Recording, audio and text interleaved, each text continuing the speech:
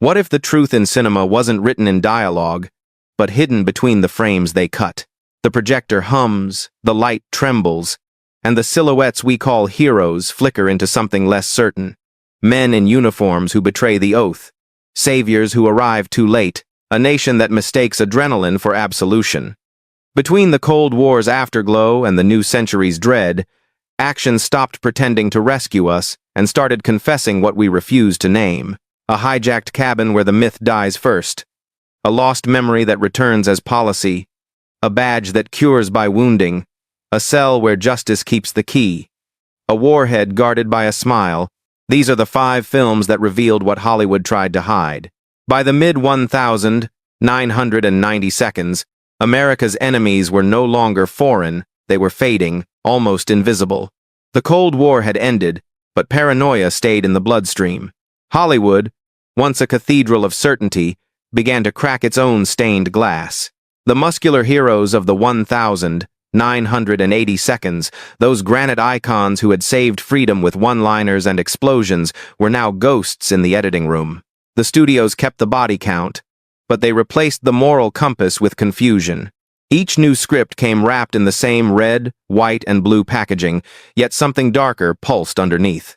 The plots about terrorists, prisoners, or nuclear threats weren't just entertainment, they were mirrors. They reflected a country beginning to suspect that its greatest danger might be itself. Action films stopped being fantasies of victory. They became quiet post-mortems of the American dream. Somewhere between the Gulf War and the digital age, the genre turned prophetic. It whispered of betrayal before headlines caught up. It buried warnings inside car chases and cockpit heroics.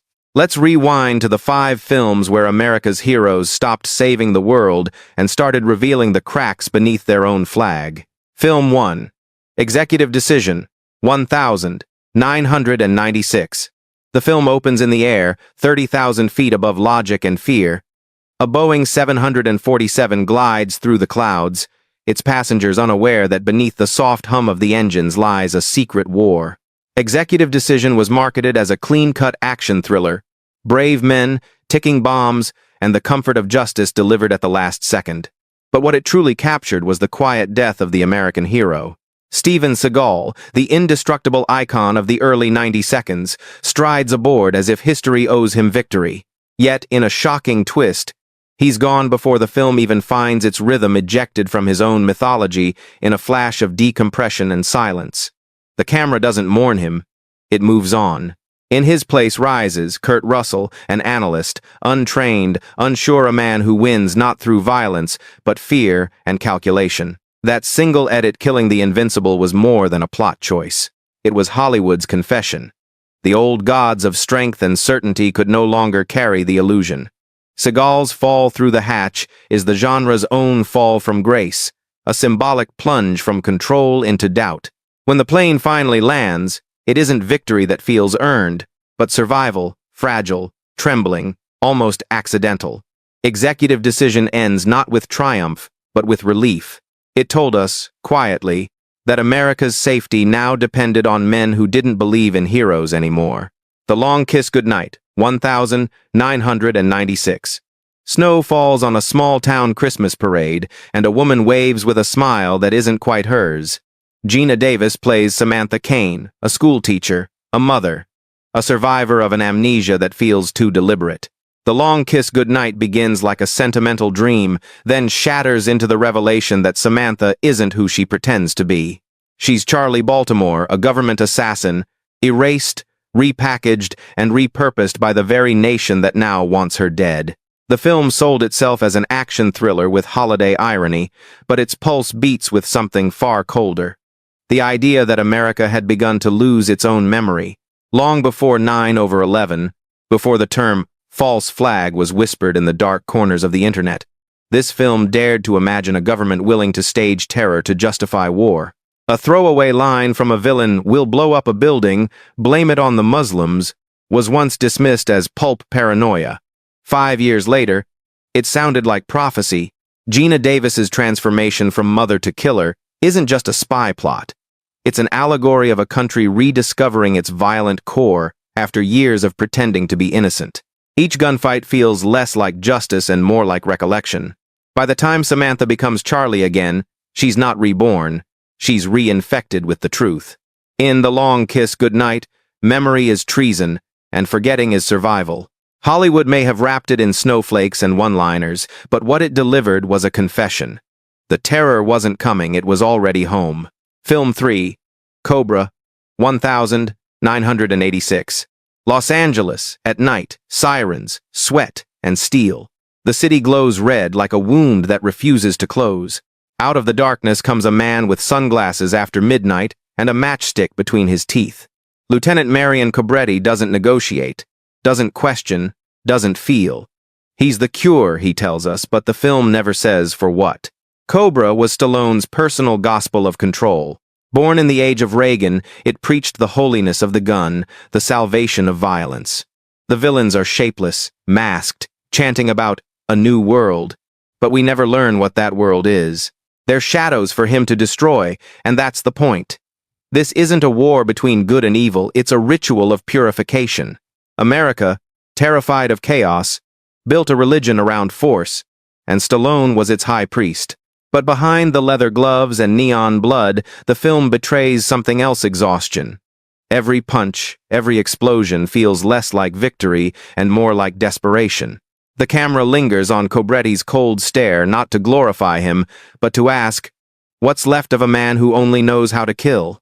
By the final frame, the disease and the cure have become one. The hero walks away, but the city looks the same, broken, humming, unhealed. In Cobra, the bullet isn't aimed at evil anymore. It's aimed inward, toward the fear that America's hero complex had already metastasized into something unrecognizable. When Cobretti rides into the morning light, sunglasses still on, the question lingers like smoke. Was he saving us, or finishing the job we'd already started? Film 4, Lockup 1989.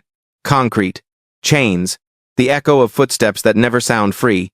Lockup opens not with glory, but with confinement, a man halfway between redemption and ruin. Sylvester Stallone plays Frank Leone, a mechanic serving the last months of a sentence, counting the days to freedom. But before the dawn can break, he's dragged in the night to a secret hell, a maximum security prison ruled by vengeance and corruption. What looks like a simple prison drama unfolds as an allegory of America itself, a nation that built its myth on liberty, yet never escaped its obsession with control. Leone is the good man trapped inside a system that feeds on punishment. Every beating, every humiliation feels less like fiction and more like confession. This is the underside of the American justice dream, the cell block of self-righteousness. The warden, played with surgical cruelty by Donald Sutherland, becomes the film's mirror, a quiet bureaucrat who tortures in the name of order. His smile is the smile of authority when conscience has long been traded for procedure. Unlike the heroes of Rocky or Rambo, Leone doesn't fight for a country, a woman, or a flag. He fights to remain human. His rebellion isn't in killing, it's in refusing to become what the walls demand. By the final escape, when the gates finally open, victory feels hollow. Leone steps into the sunlight, but it no longer means freedom. It's just another yard, another cage without bars. Lockup ends as it began, with silence and the sound of keys turning. Here, Hollywood's action star doesn't save the world. He survives it. And that, by 1989, was already beginning to feel like the only kind of hero America could still believe in. Film 5, Broken Arrow 1996. A desert at dawn, silent except for the sound of engines and betrayal. Two Air Force pilots soar above the canyons in formation, symbols of discipline, loyalty, and trust. But when one turns his missile toward the other, Broken Arrow stops being an action film and becomes a confession. The threat isn't foreign anymore. It's wearing the same wings. John Travolta's Vic Deakins isn't the cartoon villain the trailers promised. He's the mutation of the American hero, polished, confident, patriotic to the point of decay. "I'm not stealing," he says. "I'm taking what they'll just waste anyway." His smile is nuclear, his logic colder than the warheads he carries. Christian Slater, the younger idealist, spends the film chasing not just the stolen bombs, but the ghost of a moral code that no longer fits the uniform. Director John Woo, newly arrived from Hong Kong, paints the film with ballet-like violence, doves, smoke, and slow-motion fire. But beneath the operatic spectacle lies the whisper of a dying empire. What happens when the machinery of defense learns to destroy without orders? By the end, the nuclear bombs are disarmed. But the real detonation has already happened, the implosion of trust. America, once defined by external wars, had finally turned its sights inward. When the dust settles and the music swells, the film leaves one image, a flag flapping over scorched earth, unsure which side it's still on. Broken Arrow didn't predict America's betrayal, it simply filmed it early, frame by frame, in the language of spectacle. Bonus fact: The Siege, 1998. 2 years after Broken Arrow, Hollywood went one step further and paid the price. The Siege, 1998, directed by Edward Zwick, starred Denzel Washington as an FBI agent facing a series of terrorist attacks in New York. On the surface, it was another post-Cold War thriller, complete with explosions, moral dilemmas, and patriotic sacrifice. But beneath that polished surface was a film so eerily prescient that it would later be buried by history itself. In The Siege, the U.S. government responds to fear by declaring martial law. Arab Americans are rounded up and detained without trial. Soldiers patrol the streets of Brooklyn. Freedom becomes collateral damage. 3 years later, after the real towers fell, the images felt too close, too raw, and the film quietly disappeared from broadcast schedules. What had once been dismissed as impossible suddenly looked like foresight. Hollywood had, unknowingly, predicted its own nightmare. The Siege was less an action movie than a mirror, showing what happens when security becomes the new god and suspicion becomes scripture. Denzel's final monologue about defending the Constitution, even in chaos, now reads like an epitaph for the world that followed. It was the last breath of conscience before silence returned. A warning filmed in daylight, ignored until it came true. Some films fail on screen, others were never even allowed to fail. When the lights fade and the reel stutters to its end, what remains isn't the echo of explosions, but the uneasy quiet that follows. From hijacked planes to stolen warheads, from forgotten heroes to prisons of morality, these films didn't celebrate victory, they performed autopsies on it. Each frame, each line of dialogue, was less a promise of justice and more a confession of guilt.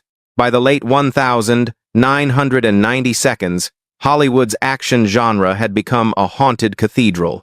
The pews were lined with ghosts of ideals, courage, freedom, righteousness, all fading beneath the hum of a projector that refused to stop. The heroes who once saved the world now looked back at us with doubt, their reflections caught between real and real. Perhaps these stories were never meant to thrill us. Perhaps they were warnings, coded messages spliced into entertainment, telling us that the end wouldn't arrive with a bang, but with applause. Because in the end, the real was always more real than the truth. So what do you see when you look back at these films, old fantasies, or hidden testimonies? The heroes have faded, the celluloid has cracked, but the questions still burn beneath the frame. Were they trying to warn us, or simply absolve themselves before history caught up? Tell us what you believe. Which of these stories still speaks to the present? Like, share, and subscribe for more untold reels of the past. Because here, every cut hides a confession. Real secrets. Where the truth was always in the edit.